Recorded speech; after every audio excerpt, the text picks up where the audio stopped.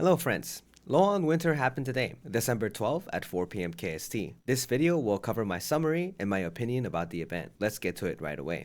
First information was the new continent Rim Lake. This was where the Yazes are from. We are basically trying to find Sidereal Shandi here. This new continent with the new storylines will be released on January 8th.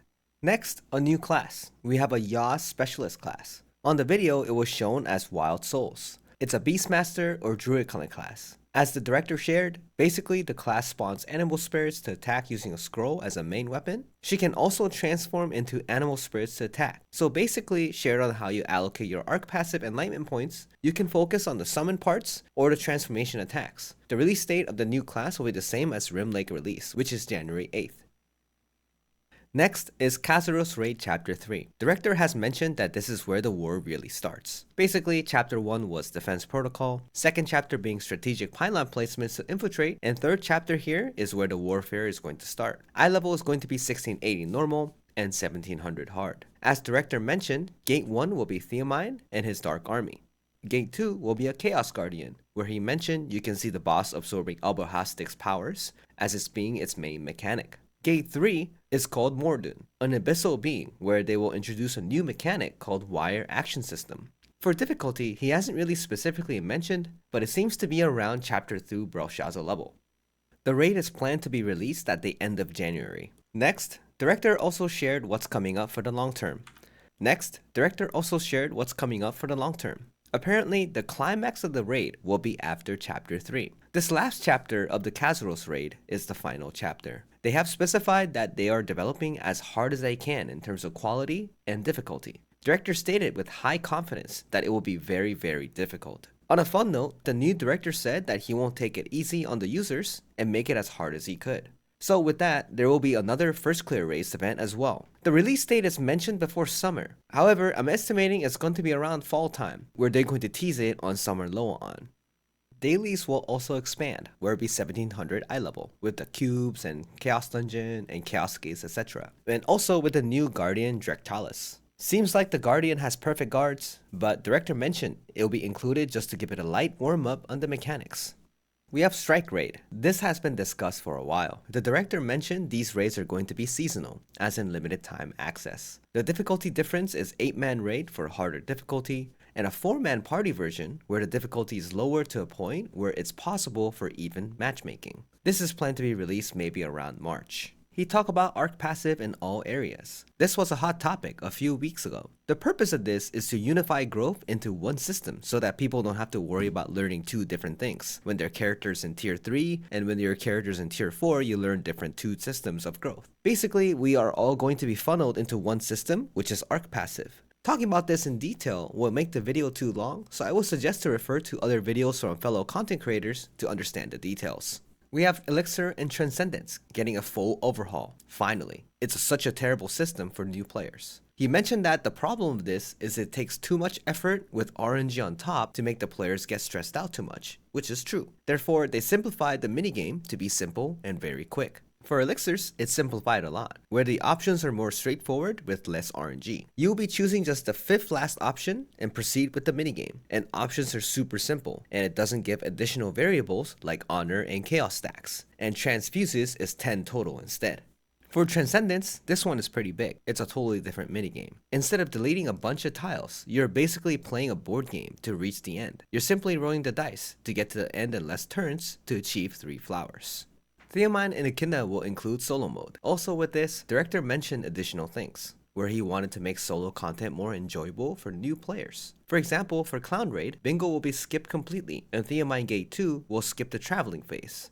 The purpose is to make these content compact and simplify for the raid experience for the players preferring to do solo content. On top of this, they added systems, where they add additional random buffs to make it more roguelike, and it will also provide more rewards, from 50% to 80%-ish as director said, and provide proper tutorials like pings on where to go for certain mechanics, and effects on combat to help newer players to learn the fights. The true purpose of this is to make solo mode more fun and intriguing for new players, and you get to progress your character without much issues. Next, we have a composing system. This has been shared for a while. They promised to make this for social purposes. I really didn't care about it, but it's finally coming out, and few of my raid members are very excited for this. This system will also add a style book-like thing where people can share their songs. MML is supported, and players can join and play the songs on the fly. From the looks of it, it really feels like the similar stuff from the old games I played in the past, called Mabinogi. Alright, so those were the big ones, and Director also shared a bunch of smaller QOL and side contents. For example, we have a new island. He mentioned that it works like Indigo Island, don't know what the rewards are, but there will be an island soul for sure. We also have another side content collection called Nukeman's Soulstones. This is connected with the new content Rim Lake too. For QOLs, Director added a shown feedback from users and fixed various things that users wanted. For example, Kazeros Warboard will take you to a proper daily from the UI where people mentioned that they entered the wrong dailies by accident. So the UI is more clear and then you get to enter proper daily without making too much mistakes. And with the simpler UI and the rest gauge being more simple, the T3 Chaos Dungeon is going to be once a day. Go check on raids can be changed inside the raid, so that you don't have to disband the raid to fix it. Preset is getting an overhaul as well, where it will also include battle items and stronghold pet effects, also increasing from 5 to 10 presets, with changing between content. They also added more clarity in fights. Raid boss will have commas on their HP numbers, and you'll have an option to group your damage numbers for classes that does way too many number of hits. Buff will also be grouped together so that the buff UI will be much cleaner to see.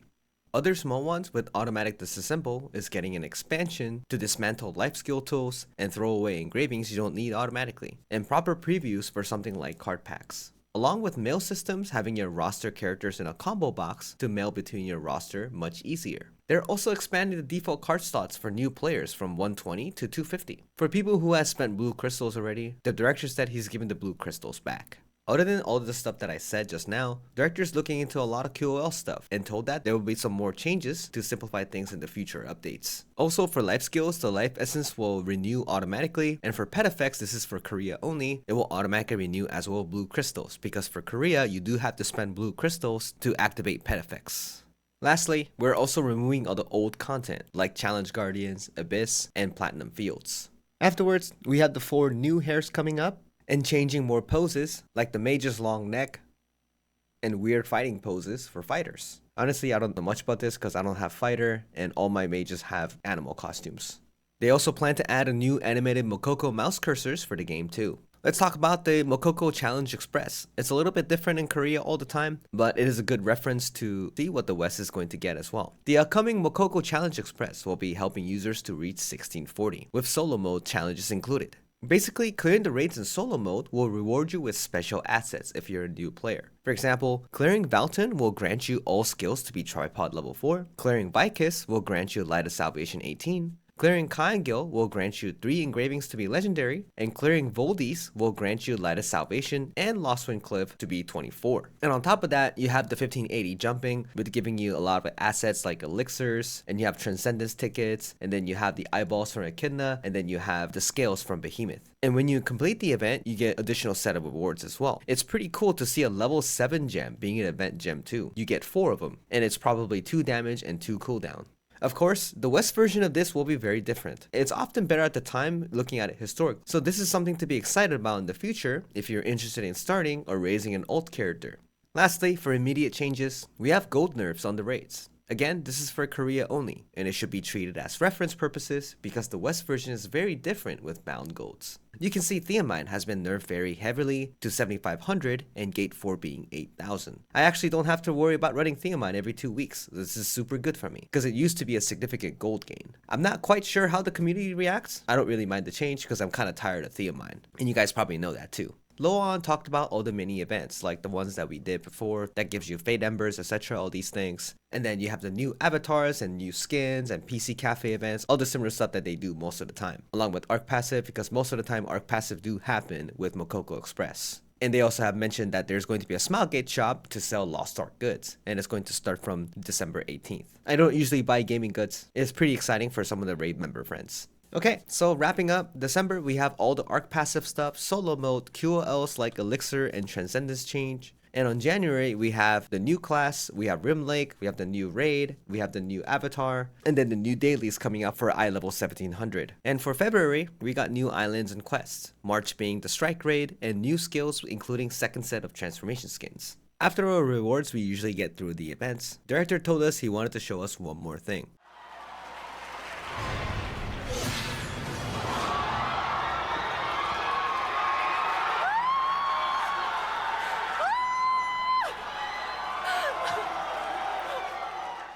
the new class female paladin. You can tell the Korean users were really hyped about it. The director mentioned it's been 3 years since support came out. He was worried that when the supports gets released as new class, there were some problems getting enough DPS users to get a party going. But he mentioned arc passive for a female paladin is really good to alleviate these said problems. I will not know in details, but he may be mentioning it as being able to run as DPS as no problem for solo modes and as well for lower rates. This class is estimated to be released on summer.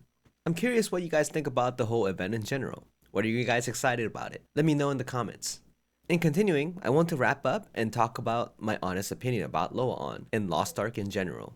So this talk might not be for everyone. So if you're here for the summary of LOAON, feel free to end the video here. Hope it helps, and thank you for watching.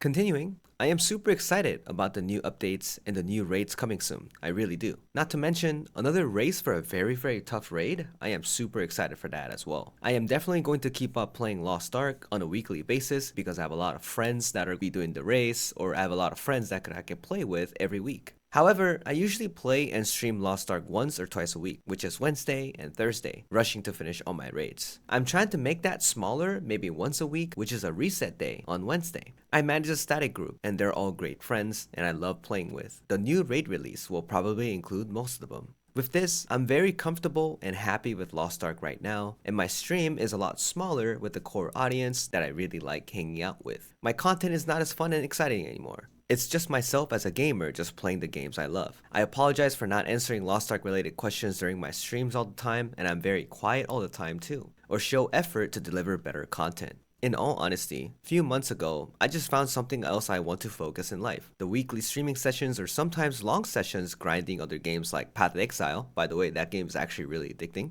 are definitely a time I really want to cherish as hobbies. With that being said, I have not been focusing on content creation. I really did in the past because it did really work out, and then you have something that you'd be really excited about, and then you have that momentum going in fulfillment. But these days, I really don't have that anymore. Therefore, if I want to make videos about video games, I want to make videos on topics I want to make for personal purposes.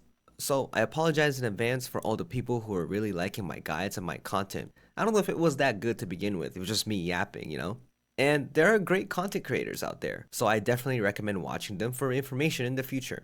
Sorry for talking about this in a review video, but I really wanted to express this out before getting ready for the new raid next month. I just really want to enjoy playing the game with my friends, and not focus on trying to make content out of it. I hope you guys understand, and hope everyone's excited for LOAON, and have a wonderful day guys.